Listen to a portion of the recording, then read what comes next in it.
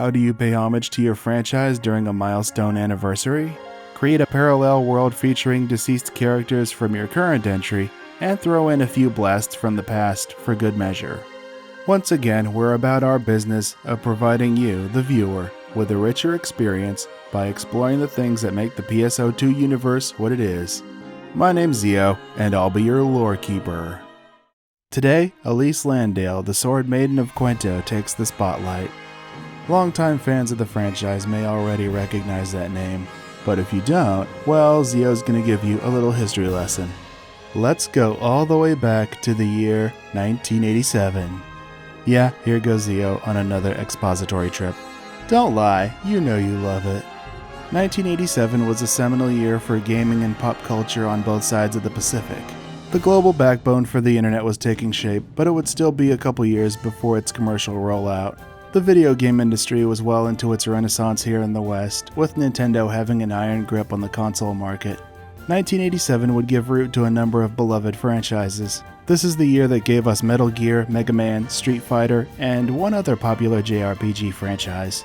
Sega would release Phantasy Star in December of 1987, just 2 days after Final Fantasy. North American and European audiences would get it the following year. Phantasy Star would buck the medieval swords and sorcery trend of other RPGs in favor of a futuristic setting complete with space travel and lightsabers. It was also one of the first games to have a female protagonist. Phantasy Star was definitely ahead of its time both in terms of presentation and storytelling.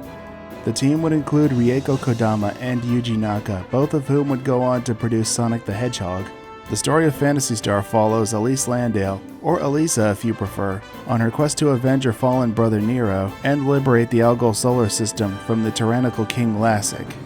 I only bring this up because Episode 5 made its debut in Japan in July of 2017. Not only did this year mark PSO2's 5th year in service, but also the franchise's 30th anniversary. On top of that, we have a number of people experiencing the Phantasy Star franchise for the first time thanks to PSO2. Episode 5 was set in the world of Omega, which featured a number of familiar names and faces. Sega はロールプレイングゲームも変えてしまう。ファンタシースター。かつてない驚異のグラフィック。壮大な SF ストーリー。その秘密は4メガ。ファンタシースター。Now let's take a look at Elise as she appears in PSO2. As always, we like to give a shout out to the talented people who bring life to these characters through their voices. Elise is voiced by Sumi Shimamoto in the Japanese version. Fans of Hayao Miyazaki might recognize that name. Rachel Robinson lends her voice to the English dub. Final Fantasy XIII fans might recognize her as the voice of Erba Yun Fang. Of course, I'll add in the obligatory spoiler check here. Those who wish to experience the story organically are advised to turn back now. Elise Landale is part of a long line of sword maidens from the Kingdom of Quento. They are the ones to whom the legendary Laconium sword is passed down. Their main task is to slay the Crimson Fellworm and seal up its power should the fiend ever return. Luther and Harriet recount the tale of how Quento was founded, the tale of a legendary heroine and her companions who had slain the Crimson Fellworm and built a castle atop its remains to seal it up. Luther and Harriet would be the descendants of these companions. Since Elise isn't part of that royal bloodline, she remains politically neutral. Thanks to our help, Harriet's revolutionary force is able to take down the Castrum Demonicus throughout the land. This didn't sit well with King Lutz, though. The Castrums were a major part of Quento's defensive apparatus. He would seek his niece, the Sword Maiden's counsel, but she would remain steadfast in her neutrality. Why was the previous king so vehemently opposed to using ephemera? Elise would meet with Harriet's group to ascertain their intentions. She's understandably conflicted after hearing what Luther and Harriet had to say about her esteemed uncle.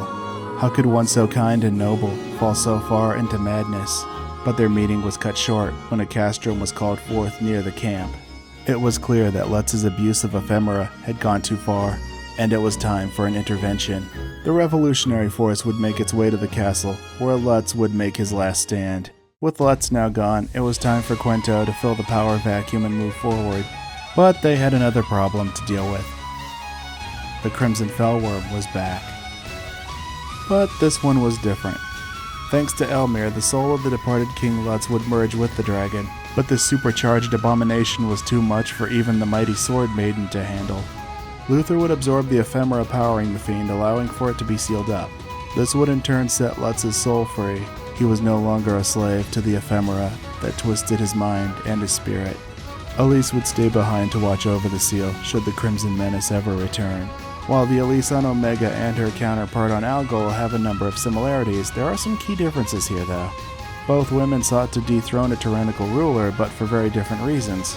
Elise from Algol wanted to avenge her brother Nero, who was murdered at the behest of King Lassic. Elise on Omega, however, was the niece of King Lutz, who became mentally unstable as a result of his prolonged ephemera abuse. Both men were considered good and honorable before being corrupted by the dark powers in their respective worlds. There's also the Laconium sword and the Crimson Fellworm. The sword was handed down through Elise's family, and its main purpose was to subdue the dragon if it should ever come back. In the original Phantasy Star, there was a red dragon that guarded the Laconian sword, which was considered one of the strongest weapons in the game. And finally, we have Elise vs. Dark Falls. Since we're the stars of this show called PSO2, Elise takes on a supporting role this time around. She does help us punch through hordes of supernaturals and false spawn as we make our final push to save Harriet from the clutches of Elmir, who is a personification of Dark Falls. All in all, I think this was an interesting homage to the heroine of the Algol solar system. Some might feel differently, and that's okay. Like what you just watched? Well, you know what to do. As always, thanks for watching. And remember, to thine own self be true. Until next time, farewell.